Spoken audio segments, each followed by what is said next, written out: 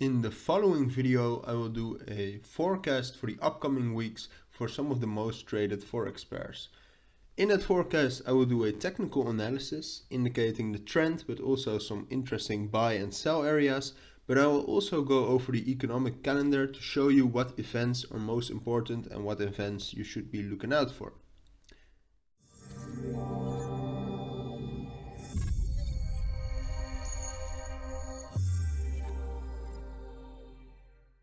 Welcome back, everybody, to this forecast for the upcoming week. So other than my previous 5 weekly Forex forecasts, now I will actually start with the technical analysis of the Forex pairs. So I haven't said what pairs I will be analyzing, but I will put it in the title and the description. The pairs will be Euro against the Australian dollar, Euro against the New Zealand dollar, Great British Pound against the Australian dollar, Great British Pound against the New Zealand dollar, Great British Pound against the Canadian dollar and against the US dollar, and then lastly the Great British Pound against the Japanese yen. So those will be all the pairs. I will first do a technical analysis. I am using a swing trading approach, so I am on the daily time frame. And we will start with the Euro against Australian dollar. As you can see here, we had a very fruitful trade this week for something like 170 pips, but was also visible on our Instagram account. Basically the same name, Cilinix FX Capital. And right now in another trade, I think this could be a very nice long-term swing trade, but then it does need to break through this trend line. Because overall the pair is in an uptrend, but this trend line is proven to be quite strong. So it has to break through this. And possibly there is a retest to be taken on that, but that could be somewhere around here, which I will post updates on. So around the 1.61 trade I've taken here was because of the 200 EMA in the key level and 1.595 price level was. So updates on the break retest of this trend line I will post on my on our Instagram with price levels too, and that is almost it. I think if this is not the best entry, then I think this could be the best entry, the 1.59 together with the trend line. But that will only be good, I think, in the second half of October. So next pair is the Euro against the New Zealand dollar. I don't have any new setups on this, but you could see that I had these 2 sell areas set up since previous week, and it actually touched this sell area very well. And you could have also taken it from this sell area, but you just would have had some drawdown. Right now I think the price might go on to be in a downtrend, or it might consolidate a little bit lower, such as right here between the 1.68 and 1.65 maybe. But for a real trend to be determined, I need some more confirmation to the downside probably, but that is not here right now. So the Great British Pound against the Australian dollar, we incurred a loss right here because I had a trade right here. If you would have placed it exactly at the trend line, you would have made around 50 pips and you would have gotten out at break even. But I didn't. I just had it at the lower end of this green box, so I think it was up 13 pips, but that's not enough. So again, GA is in an uptrend, but it is kind of going down, so it might consolidate a little. Even when it is consolidating, I think this area, so 1.848, 1.844, around the 200 EMA is a very good buy area. If it is in an uptrend still after buying that, then it's a good swing trade. And if it isn't, I think it's a good trade as well, because I think this would be the lower bound of the consolidation it will be in if it consolidates. So the GC pair had a nice trade here as well, a small day trade. And now, although there was some bullish momentum coming from here, I think still you could take a very nice day trade, albeit from this area. So 70.40 70.25 maybe, just based on this trend line, the key level and the Fibonacci. As I said, a day trade, I think maybe 50 to 80 pips and nothing more.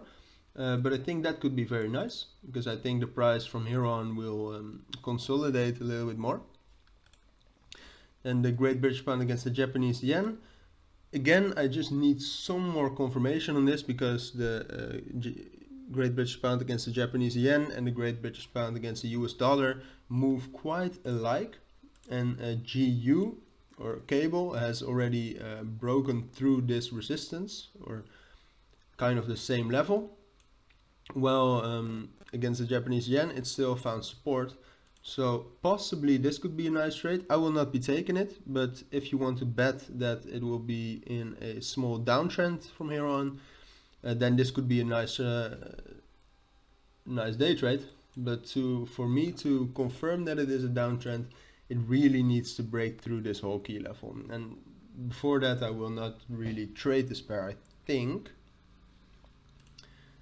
Again, if I will do it, I will post updates on my Instagram account.